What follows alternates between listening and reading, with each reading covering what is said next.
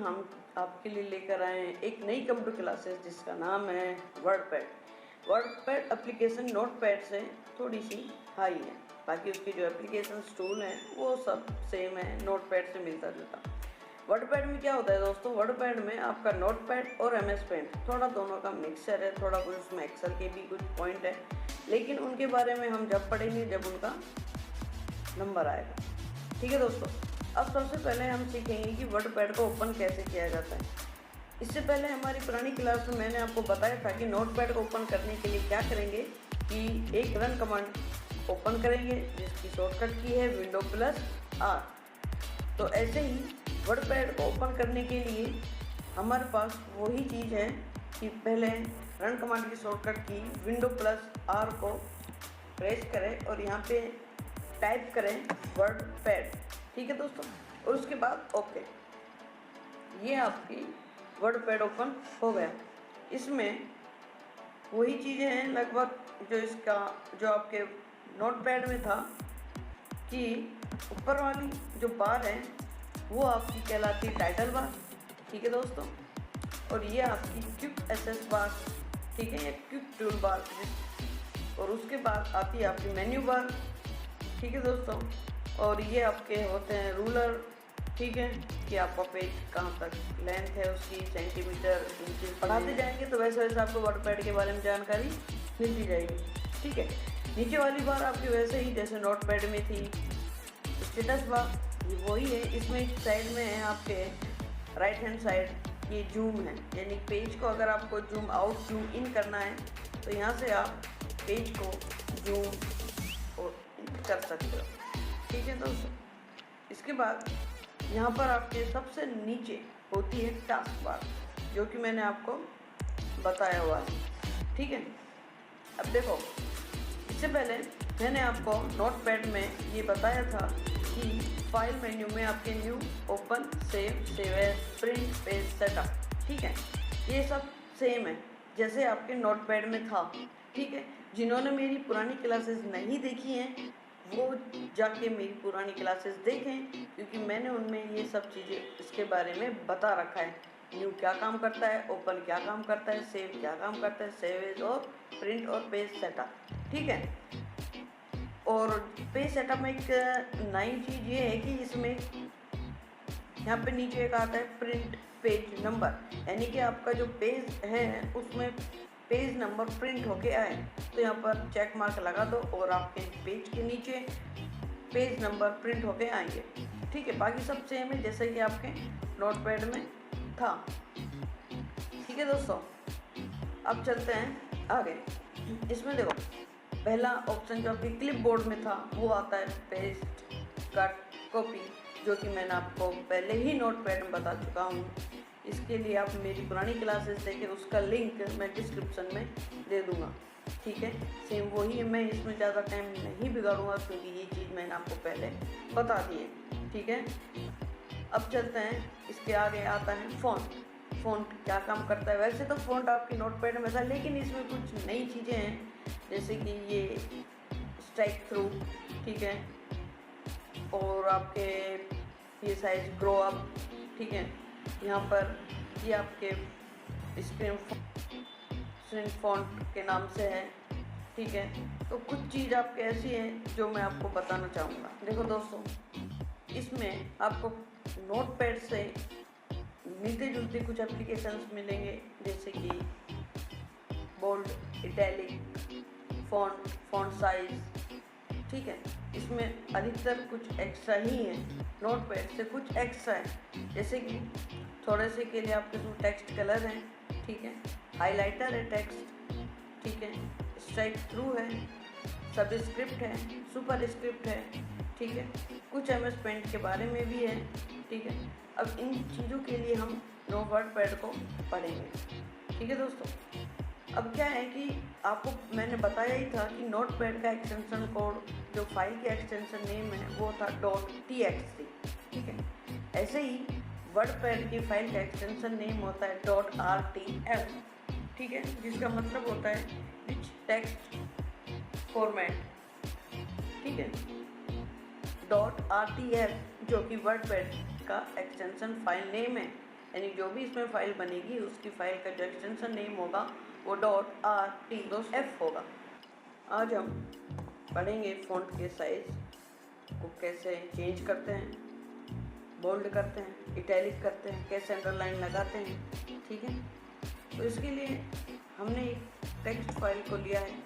ठीक है, आप देख रहे होंगे आपकी कंप्यूटर स्क्रीन पर। उसके लिए साइज चेंज करेंगे तो हम क्या करेंगे, जिसका साइज चेंज करना है, जिस पैराग्राफ का साइज चेंज करना है, तो उसके लिए सबसे पहले हम उस पैराग्राफ को या उस फाइल को सेलेक्ट करेंगे। सेलेक्ट करने के लिए आपके माउस का लेफ़्ट की दबाते हुए उसको ड्रैग करेंगे। ठीक है, जहाँ तक आपको चाहिए वहाँ तक उसको ड्रैग करके छोड़ देंगे। ठीक है दोस्तों, अब हम उसका फ़ॉन्ट का साइज जो हमें चाहिए वो बड़ा कर सकते हैं। देख रहे हैं?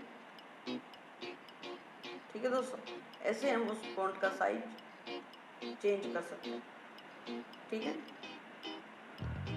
ये मैंने इसको 24 पे छोड़ दिया। ठीक है दोस्तों, इसके बाद उसका फ़ॉन्ट स्टाइल अगर चेंज करना है तो यहाँ से हम उसके फ़ॉन्ट स्टाइल को चेंज कर सकते हैं। चेंज करने के लिए मैंने आपको पहले ही बताया था, सबसे पहले आप उसको सेलेक्ट करना पड़ेगा। सेलेक्ट करने के लिए वही जो बताया था, उसके बाद आप जाएंगे फ़ॉन्ट के ऑप्शन में और यहाँ से जो आपको अच्छा लगे वो आप फ़ॉन्ट चेंज कर सकते हो। ठीक है, हो गया।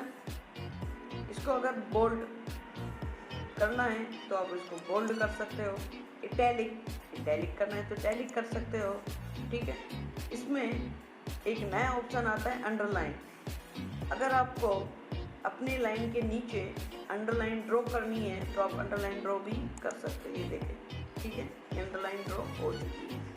ठीक है, अगर वापस उसी पोजीशन पे लेके जाना है तो आप 1 बाय 1 वापस से मुझे बोल्ड हटाना है तो बोल्ड हटा दो।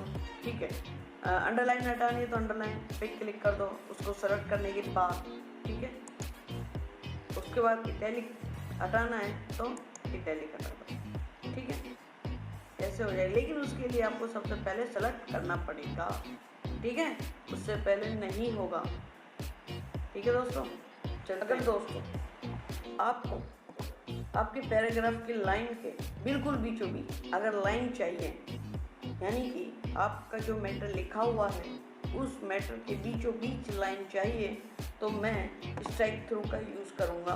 कई बार क्वेश्चन पेपर में आ जाता है कि स्ट्राइक थ्रू का काम क्या है। तो स्ट्राइक थ्रू का काम ये है कि आपकी जो लाइन है, जो आपका लिखा हुआ मैटर है, इसके बीचों बीच लाइन चाहिए तो आप स्ट्राइक थ्रू का यूज़ करेंगे।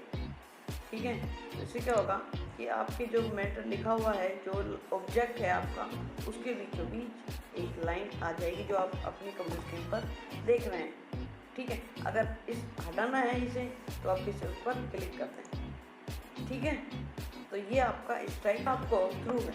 अपने पैराग्राफ का साइज यहाँ के अलावा किसी और से बढ़ाना है तो आप क्या करोगे, इसके जस्ट साइड में एक ऑप्शन है ए। ठीक है, इसका मतलब होता है ग्रो। जो बड़ा ए आपको दिखा रहा है वो होता है ग्रो फॉन्ट, और अगर छोटा साइज करना है तो श्रिंक। ठीक है, तो इसमें अगर आपको फॉन्ट का साइज यहाँ से और इस पूरे पैराग्राफ को, चलो नीचे वाले एप्लीकेशन ले लेते हैं, नीचे वाला पैराग्राफ ले लेते हैं। उसमें क्या होगा कि नीचे वाले फॉन्ट को सेलेक्ट करा पहले। ठीक है, इसका साइज बड़ा करना है या तो आप यहाँ से करोगे, ठीक है, या फिर आप यहाँ से ग्रो फॉन्ट से आप कर सकते हो। ये देखो, ठीक है। अगर छोटा करना है तो श्रिंक फॉन्ट के नाम से ऑप्शन है साइड में, यहाँ से आप उसका साइज को छोटा कर सकते हो, उस पैराग्राफ का या लाइन का या वर्ड का जो भी है, उसको सेलेक्ट करने के बाद। ठीक है, अगर आपको अपने टेक्स्ट में कलर देना है तो आप यहाँ से नीचे ये ऑप्शन आता है, तो इस टेक्स्ट में कलर दे सकते हो। अपने फ़ॉन्ट का, टेक्स्ट का, फ़ॉन्ट टेक्स्ट का कलर देना है, कुछ भी कलर देना है तो आप यहाँ से एक ऑप्शन आता है टेक्स्ट कलर का। ठीक है, वहाँ पे जाएं और जो आपको टेक्स्ट कलर अच्छा लगता है वो यहाँ से आप टेक्स्ट कलर दे सकते हो बड़ी आसानी से। ये देखें, लेकिन उसके लिए आपको क्या करना पड़ेगा, पहले आप उसको सेलेक्ट करना पड़ेगा उस टेक्स्ट को। ठीक है, यहाँ से आप उसका टेक्स्ट कलर चेंज कर सकते हो, जो भी आपको अच्छा लगे। मोर कलर के ऑप्शन जाओगे तो यहाँ पे क्लिक करें, एक डायलॉग बॉक्स ओपन होगा, तो यहाँ से आप और भी कलर सेलेक्ट कर सकते हो।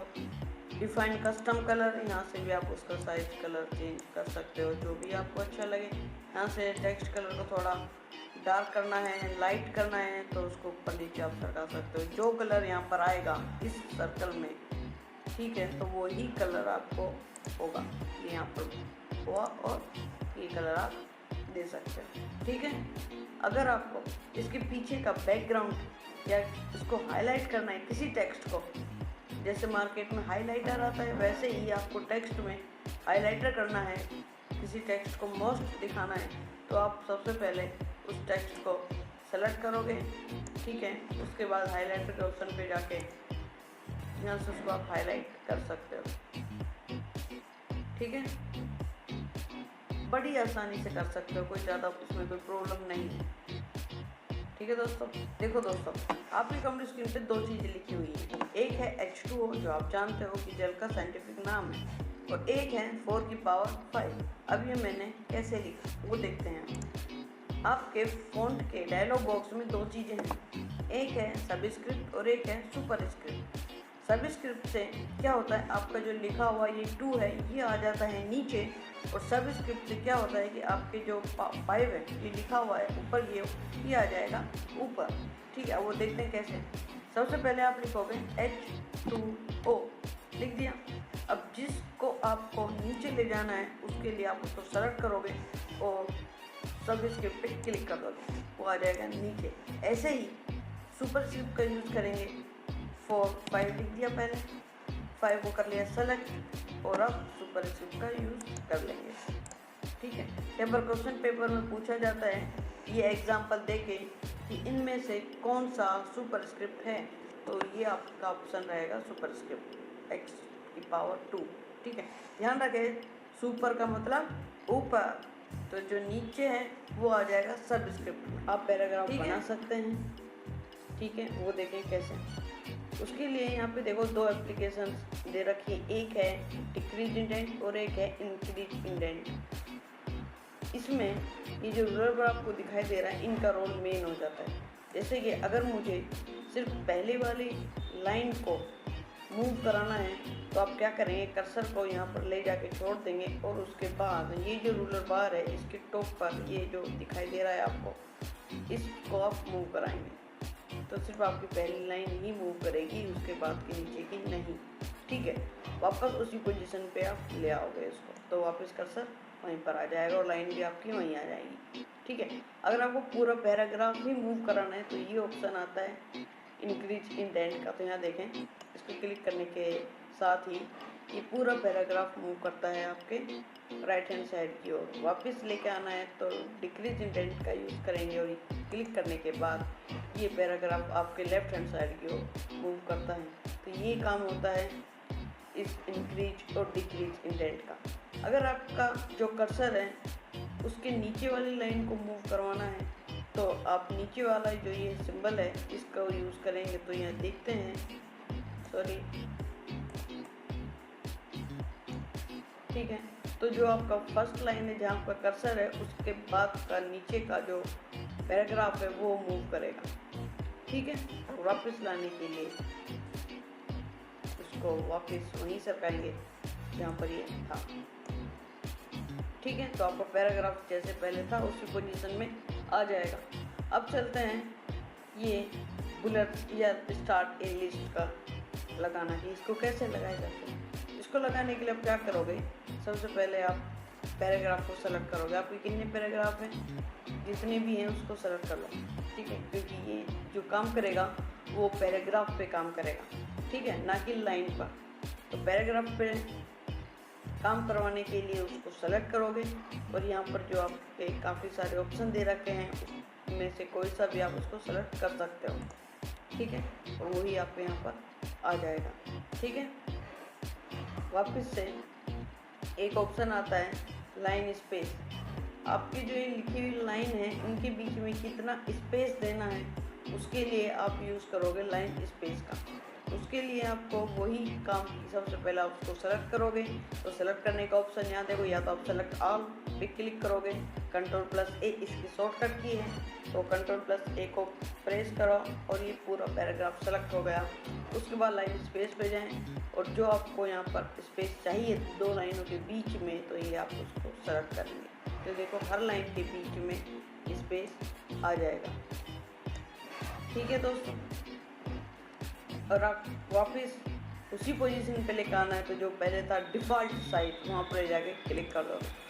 ठीक है, तो एक चीज़ ध्यान रखना कि लाइन साइज जो डिफ़ॉल्ट होता है वो क्या होता है, वो 1.15 होता है। ठीक है, ये याद रखना क्योंकि कई बार क्वेश्चन पेपर में पूछा जाता है कि डिफ़ॉल्ट फ़ॉन्ट साइज। अब इसके बाद ये ऑप्शन आता है लास्ट वाला सबसे नीचे कि add 10 FT space after paragraph. ठीक है, तो उसके लिए ये क्या काम करता है कि अगर आपके लाइन के बीच में स्पेस है उसको ख़त्म करना है तो उसके लिए इसका यूज़ किया जाता है। जैसे कि ये दो पैराग्राफ है, इन दोनों पैराग्राफ के बीच में स्पेस है, तो इस स्पेस को कम करने के लिए आप कर्सर को यहाँ छोड़ोगे या आप इन दोनों पैराग्राफ को सेलेक्ट कर लोगे और उसके बाद यहाँ पर क्लिक करने के बाद इस पर से चेक मार्क हटा दो। ठीक है, तो उन दो पैराग्राफ के बीच में जो स्पेस था, जो गैप था, वो ख़त्म हो जाएगा। ठीक है, और वापस उसी पोजीशन पर लाने के लिए इस पर क्लिक करोगे तो वापस आ जाएगा। यानी कि देखें एक और एग्जांपल, जैसे कि मैं यहाँ पर हर लाइन के बीच में एंटर देके और उनके बीच में गैप दे रहा हूँ। ठीक है, जैसे ही मैंने गैप दिया उसके बाद मैंने उसको सेलेक्ट करने के बाद यहाँ पर गैप मुझे ख़त्म करना है, गैप मुझे बिल्कुल नहीं रखना लाइन के बीच में, तो यहाँ पर मैं इस पर चेक मार्क हटा दूँगा। ठीक है, पैराग्राफ के बीच में आपका जो भी स्पेस था वो ख़त्म हो गया। ये पैराग्राफ बन गए और हर पैराग्राफ के बीच में कोई स्पेस नहीं दोस्तों। ठीक है, पैराग्राफ के अगले भाग में, पैराग्राफ के अगले भाग में ऑप्शन आपके नीचे हैं। एक तो है आपका ये जो आपको दिखाई दे रहे हैं कि centre align, right align, left align. ठीक है, तो इसका यूज़ क्या है, अगर मान लो आपको लेफ़्ट साइड से लिखना है, लेफ़्ट साइड से आपको कुछ लिखना है तो आप इस लेफ़्ट अलाइन का यूज़ करेंगे। अगर आपको सेंटर से कुछ लिखना है तो सेंटर लाइन का यूज़ करेंगे। अगर आपको राइट साइड से लिखना है तो आप राइट साइड का यूज़ करेंगे। ठीक है, यदि आपको पैराग्राफ या ऐसे के तौर पर लिखना है, अपने पैराग्राफ को जो लिखा हुआ मेरा पैराग्राफ है इसको बिल्कुल जस्टिफायर करना है, बिल्कुल सही लिखना है, सही कैटेगरी में लिखना है, तो उसके लिए आप इसको पूरे को सेलेक्ट करोगे और यहाँ पर पैराग्राफ पे क्लिक कर दोगे। जो जस्टिफाई के नाम से शॉर्टकट की है Ctrl+J, ध्यान देना Ctrl+J किसकी शॉर्टकट की है, जस्टिफाई की। उस पर क्लिक करें और देखें कि बिल्कुल जो लाइन है वो बिल्कुल एक सीध में है। ठीक है, तो इसका यूज़ होता है पैराग्राफ के थ्रू, इस जस्टिफाई के। अगर आपको अपना इस पैराग्राफ को सेट करना है एक साथ, तो आप इस पैराग्राफ के ऑप्शन पे जाओगे। जैसे कि मैं इस पर क्लिक करूँगा, एक डायलॉग बॉक्स ओपन होगा। इस डायलॉग बॉक्स में लेफ़्ट इंडेंट जो कि ये है, राइट इंडेंट, फर्स्ट लाइन। ठीक है, अब इंडेंट क्या था जो मैंने आपको पहले बताया था, इंक्रीज इंडेंट और डिक्रीज इंडेंट, ये सब यहाँ पर ही है। ठीक है, अगर मुझे लेफ़्ट इंडेंट यानी कि आपका ये और राइट इंडेंट आपका ये फिक्स करना है, यहाँ से आप नंबर दे सकते हैं। फर्स्ट लाइन, हर पैराग्राफ की जो फर्स्ट लाइन है, जैसे इस पैराग्राफ की फर्स्ट लाइन ये है, इस पैराग्राफ की फर्स्ट लाइन ये है, इस पैराग्राफ की फर्स्ट लाइन ये है, इन सब की फर्स्ट लाइन में कुछ इंडेंट देना है, तो यहाँ से मैं उसको नंबर दे सकता हूँ। लाइन स्पेस यानी कि हर एक पैराग्राफ के बीच में जो लाइन स्पेस है वो यहाँ से आप दे सकते हो। और अलाइनमेंट जो अभी आपने करा था, लेफ़्ट है, राइट है या सेंटर है, वो आप यहाँ से ले सकते हैं। ठीक है, अब जैसे मैंने फर्स्ट लाइन इंडेंट 2 लिखा, उसके बाद मैंने ओके करा, तो ये देखिए हर पैराग्राफ की फर्स्ट लाइन में इंडेंट लग चुका है जो आपने 2 सेंटीमीटर